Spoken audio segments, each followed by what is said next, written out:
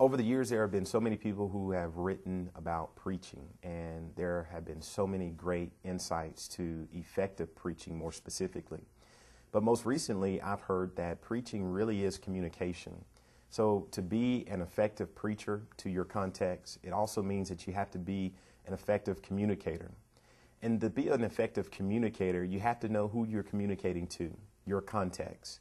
And for church planners, we have to have a clear understanding of our context. Some of you may call it your target group or your target area. Wherever that context is for you, you have to have a clear understanding of it so that you can preach effectively to your context. That means that sometimes we prepare our sermons or we prepare our themes or where we're going thematically for the worship service, not in silo or solitude, but in community.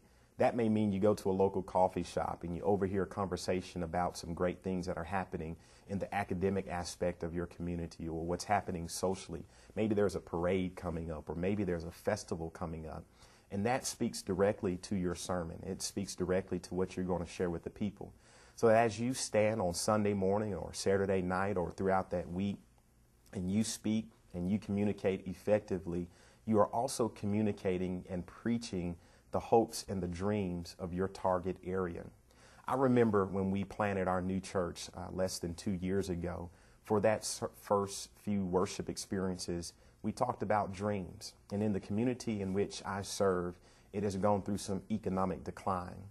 So as we prepared to preach to the folks that were coming to support our new church start, we spoke specifically to the dreams of the community to one day have an urban renewal in that community.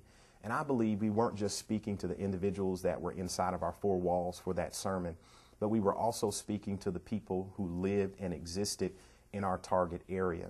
So my hope for you as you prepare to preach to your context is that you don't ignore your target community, that you don't ignore the hopes and the dreams and the activities that are happening right outside of your door, but that you would find creative ways to include that in your preaching and your communication, so that at the end of the day, not only are the folks you're speaking to directly become blessed, but also the people who are outside of your walls feel that they're an integral part of the direction and the communication of your new church.